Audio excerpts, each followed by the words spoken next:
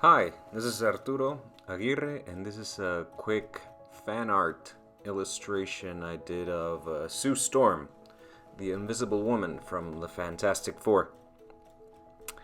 It's a relatively quick sketch I did yesterday. I saw the trailer for the movie that's coming out recently, and I had some thoughts about it. Okay, so I figured I'd make a little fan art drawing showing what I'm talking about. The the trailer in and of itself is pretty good. Um, the movie looks interesting. I look forward to seeing it, which hasn't been the story with all of Marvel movies, like Captain America.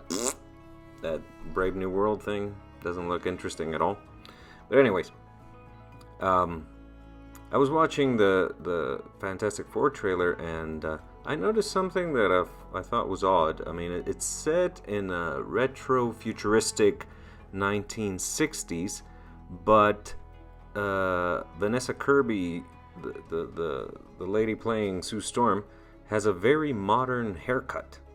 I was like, I mean, that's off. I mean, because if you look at the Marvel Rivals take on Sue Storm, which is amazing. I mean, the art style for that game is just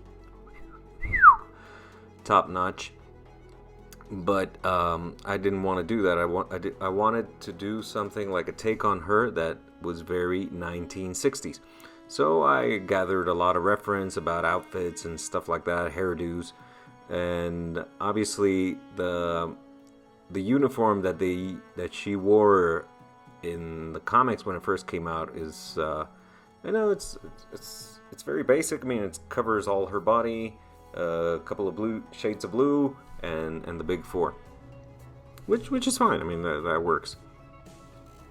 And as I say this, know that I'm not a comic book fan. I don't read comics. I've never read a Fantastic Four comic.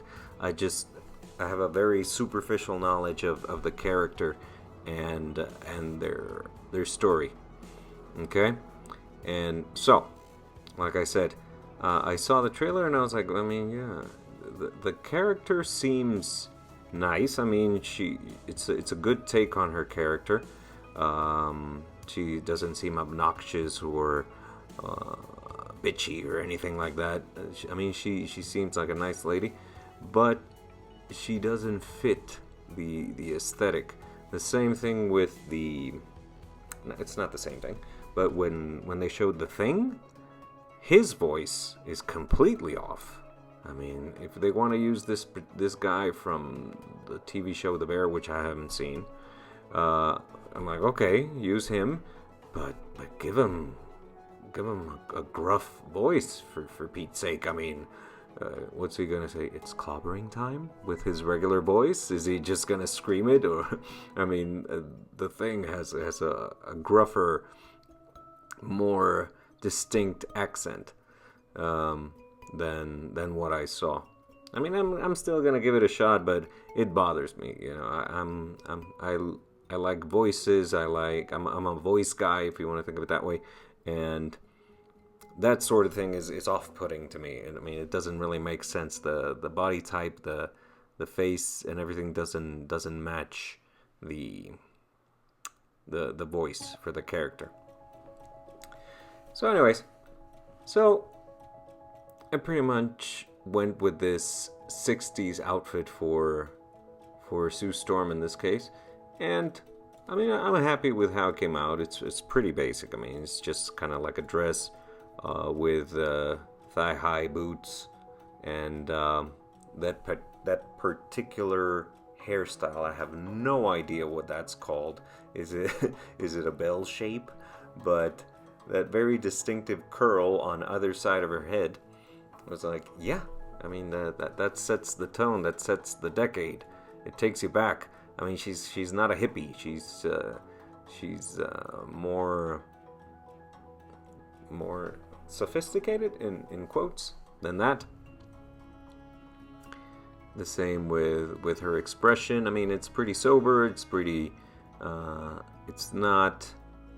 I mean, I'm not selling sex with this particular thing. She has to look attractive, but not overly sensual, right? And that's pretty much what I worked on for this thing. The very old-fashioned makeup.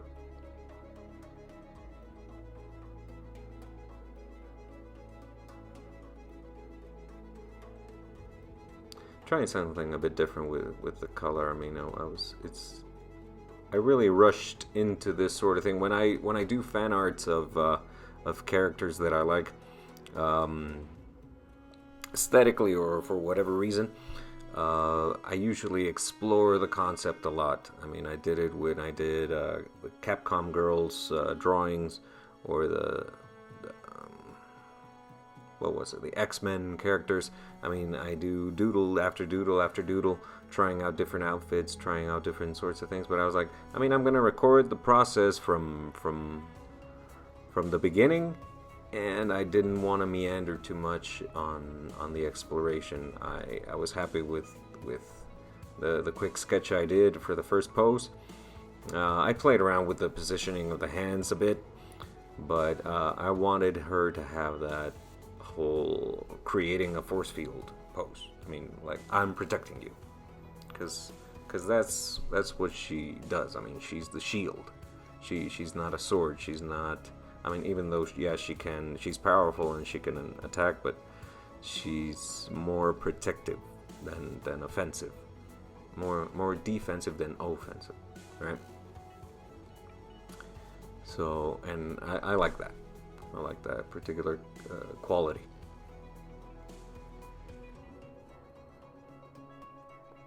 Started it yesterday. I finished it this morning. I appreciated the time to step back a little bit, because if I rush into it too much, then I regret my decisions afterwards. I'm like, why the hell did I do that?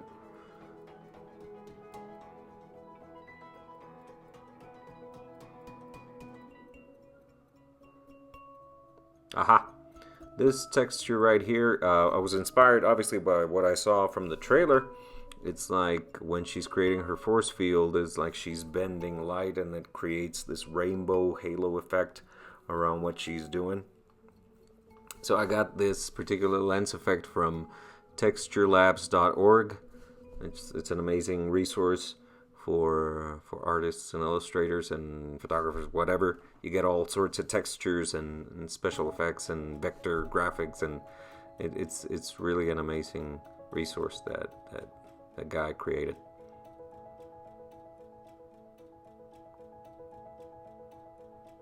I had to tone down that effect because it was drawing too much attention. I wanted to add a bit more detailing to the suit. You know, gave her that under garment, like those underpants, or not underpants, but you know what I mean. Those pants that she wears under her dress. Tights. Yeah, there we go. A bit more detailing to the shading, making that look like shiny metal.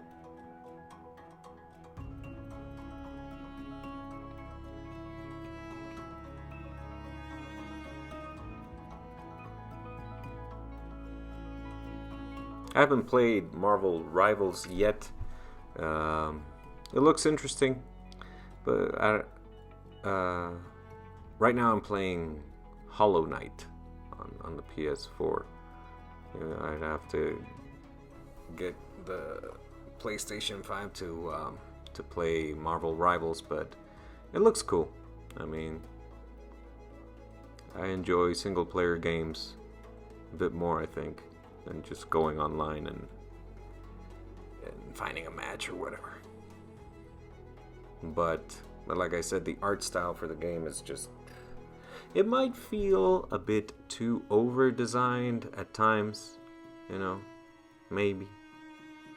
I mean, you can bring it back a bit, but I really like the deep cuts that they take for the characters, the alternative skins that you can get that are throwbacks or very, very specific cases, like the alternate suit they have for Sue Storm, where she's Malice, the villainous take on the character, which is always cool, and it's definitely a very unique interpretation of the character, and they translated it very well.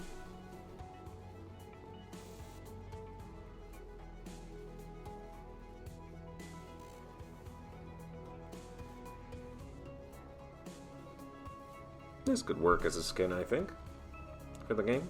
You know, maybe not.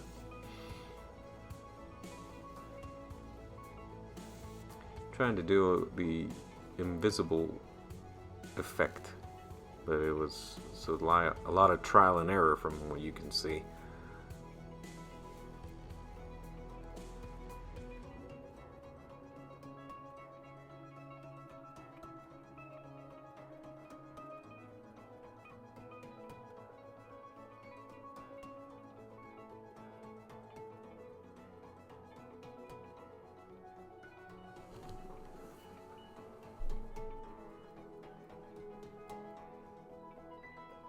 Yeah, I thought about overlapping the design and having bits of her transparent and bits of her opaque. And I mean, it could have worked, but I don't know. I guess I was feeling the pressure of the recording. I was like, yeah, never mind.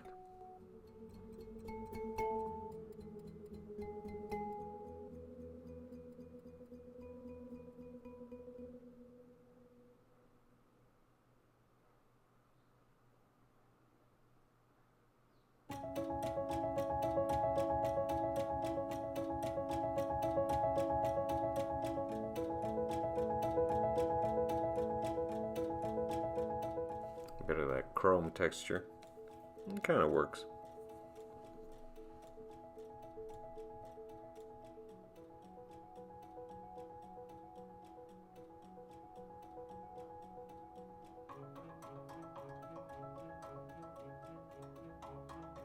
Like I said, a bunch of mistakes, a bunch of experiments here and there, and I was like, yeah, that's not working. And here I was gonna try to give the gradient a gradient map that looks a bit like the rainbow effect with those different colors from that half circle. Yeah, that right there. And that kind of looks good, but I changed my mind. I guess I added too much. Tried to the layer effects didn't really work, so I was like, yeah, let's leave it blue. Last few details here and there, and this is pretty much done. Yep, these are the invisible and the visible, and this is the fan art, the final image. Hope you like it. Stay tuned for more videos like this. Bye-bye.